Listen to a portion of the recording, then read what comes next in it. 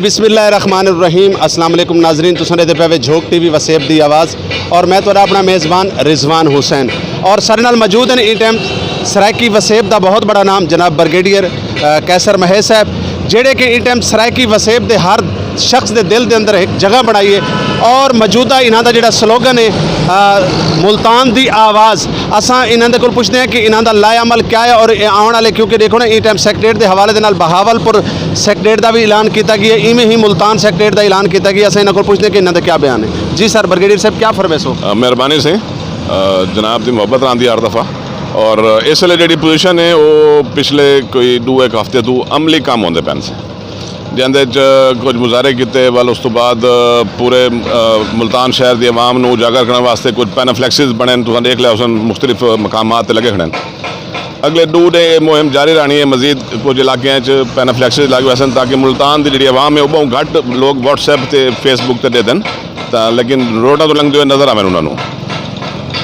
बाकी जी साड़ी आवाम है उन्होंने पैगाम ये दसा कि इस टाइम हो कि इसलिए लोहा गर्म है, इन्हें स्ट्राइक करने की लड़ है और मैं इल्तजा करसा कि आओ और मेरा ब्रिगेडियर कैसर महेश का साथ दो और मुल्तान की आवाज़ बनाओ। ब्रिगेडियर साहब जिमें कि तुहाडा एक स्लोगन है मुल्तान की आवाज़, इनका क्या मतलब है?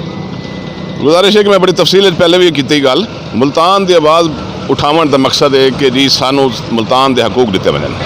सूबा नवा बनना है और जरूर बन सी, लेकिन मुल्तान की मरकजी हैसियत होनी चाहिए, उन्होंने बिना शहरों नाल उनका मुआजना करके कशीदगी पैदा नहीं करनी चाहिए।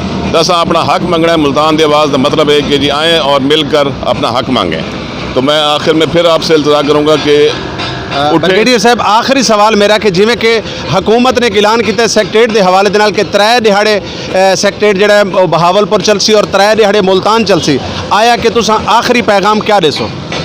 ये ना मंजूर है जी, ऐसा नहीं हो सकता और ना ही एक अमली काम है, प्रैक्टिकल काम नहीं है। ये अवाम नाल खिते की अवाम नाल सरायकी खिते की जनूबी पंजाब की अवाम नाल मजाक किया वैंदा पिए और मुल्तान नाल खास तौर पर मजाक किया वैंदा पिए, इनू इस काबिल कबूल कोई नहीं। जी बहुत शुक्रिया। जी नाजरीन, तुसीं देखदे पे झोंक टीवी वसेब की आवाज़ और सारे नाल मौजूद हैं सरायकी वसेब का एक बहुत बड़ा नाम।